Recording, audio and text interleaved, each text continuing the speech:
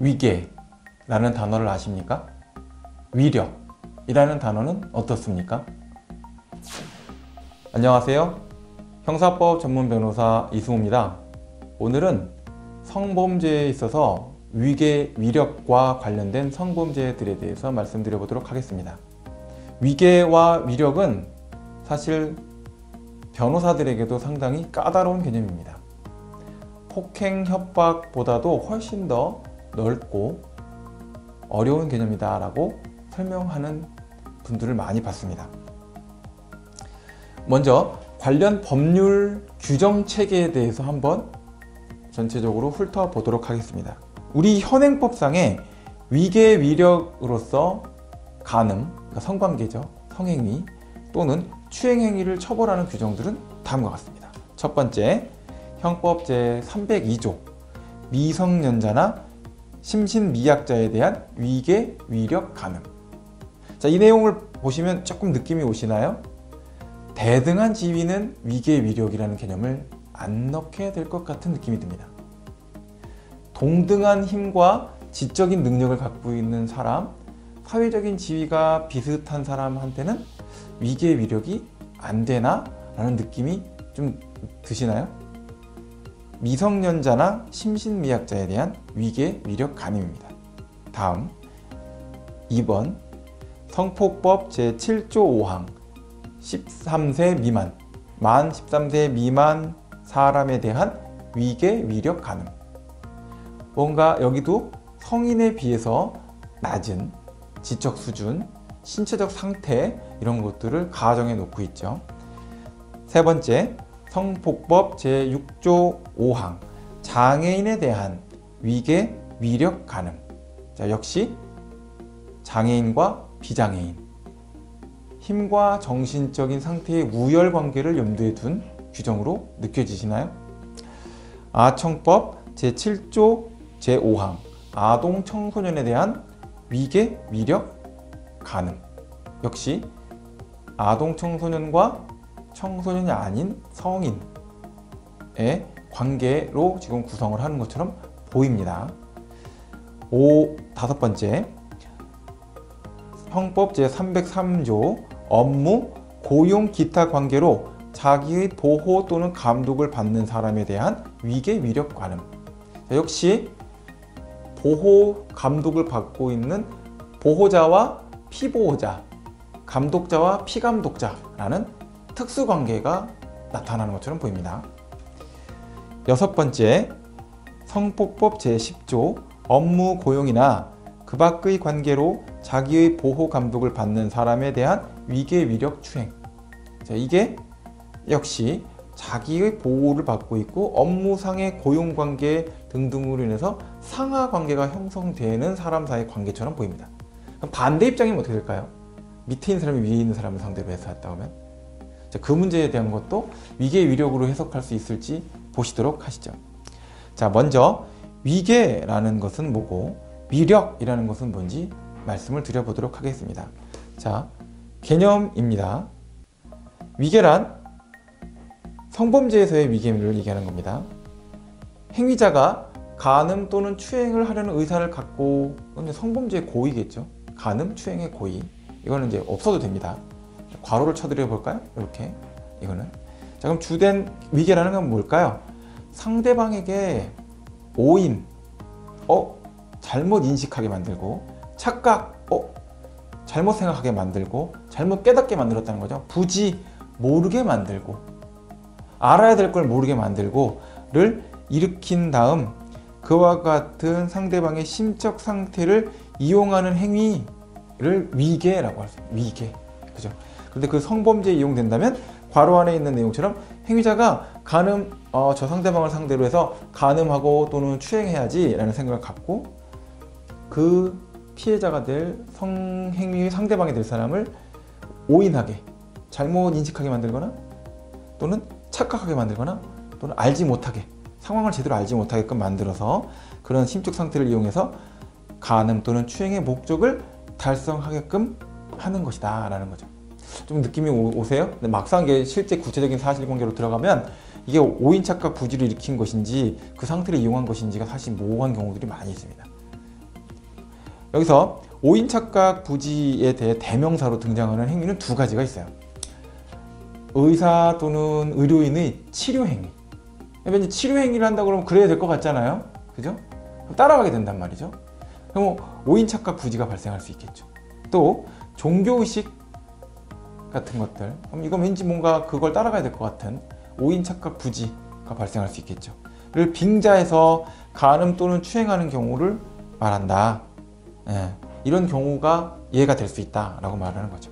이제 그 정도의 사실관계를 생각해 보시면 되는데, 이게 이제 어떤 간음행위나 추행행위 자체에 대해서 그렇게 할 수밖에 없구나 라고 오인착각 부지를 일으킨다고 한다면 위계가 성립할 수 있지만, 그 전 단계에 있어서 어떠한 다른 사실관계가 개입이 돼서 거기에 오인착각 부지가 생기고 나서 그것을 결론으로 해갖고 간접적으로 성관계까지 이르게 된 거라면 이것은 위계에 의한 성범죄는 아니다 라고 보는 거죠. 직접적이냐 아니면 한 단계 걸쳐서 간접적이냐.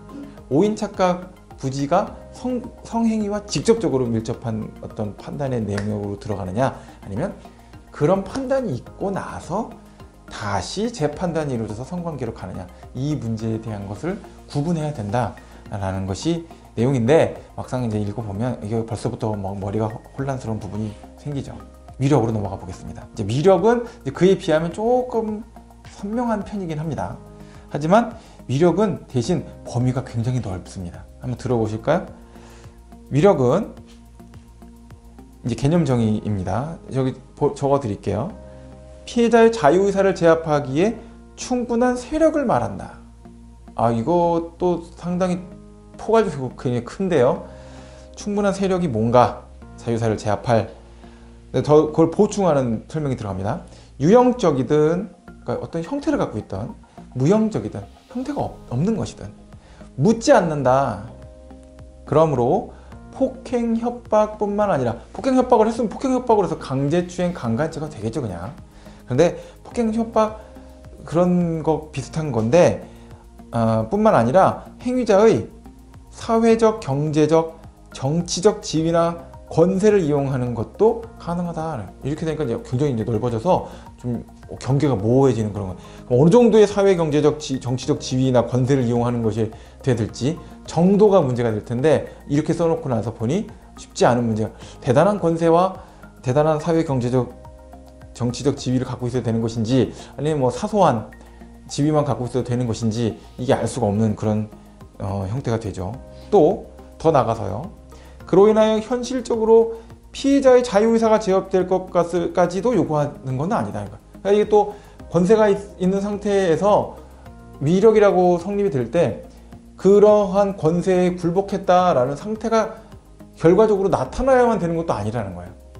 그냥 그런 힘을 이용할 수 있는, 그러니까 권세나 어떤 지위나 이런 것들을, 세력을 이용할 수 있는 그런 상태가 있었다라면 그게 실제로 피해자한테 작동을 했든 안 했든, 작동을 했는지 뭐 그것까지 확실하게 판단이 돼야 되는 건 아니다라는 거죠. 이렇게 해놓으니까 위력이라는 단어가 굉장히 위험하게 느껴지지 않으십니까? 단어 자체가. 그러다 보니 앞서서 법률 체계에서 설명드린 것과 같이 대등한 사람 관계에서는 위력에 대한 개념이 성범죄의 행위 태양으로 들어올 수가 없어요. 현저한 이제 힘의 강약 차이, 또는 현저한 지적인 수준의 차이, 또는 지위상의 차이가 존재해서 폭포처럼 물이 떨어져서 중력을 거슬러 올라갈 수 없는 정도의 수준, 이런 정도의 느낌이 있어야 권세, 지위, 세력, 이렇게 이제 평가하는 것이 정당하다라고 저는 생각합니다. 예, 저는 생각하고, 이제 그런 관련해서 내용을 이제 뒤에 쭉 따라서 보면, 또한 위력으로서 간음 또는 추행한 것인지는 행사한 유형력의 내용과 정도, 그러니까 어떠한 유형력을 행사했는지 보자는 거예요. 어떠한 말을 했는지, 그게 폭행 협박에 이르지는 않았지만 어느 정도의 무게감을 갖고 무시할 수 없는 말이 이루어져서 의사가 자연스럽게 제압이 됐는지 보자는 거죠.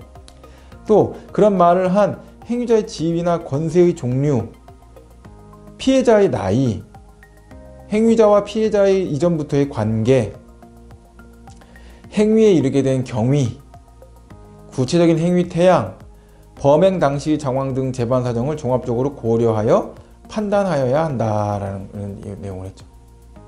이 사건과 관련해서는 최근에 가장 큰 이슈가 됐던 사건은 안희정 전 충남지사하고 그 업무 관계에 있었던 비서 그 분하고의 사건 관계가 업무상 위력에 의한 간음, 업무상 위력에 의한 추행, 이 사건으로 제일 크게 문제가 됐죠. 그 사건 판결을 인터넷 기사상으로 많이 나와 있을 테니까 참고해서 한번 같이 검토해 보시면 좋을 것 같습니다. 이 영상에서 그 부분까지 언급은 하지 않도록 하겠습니다.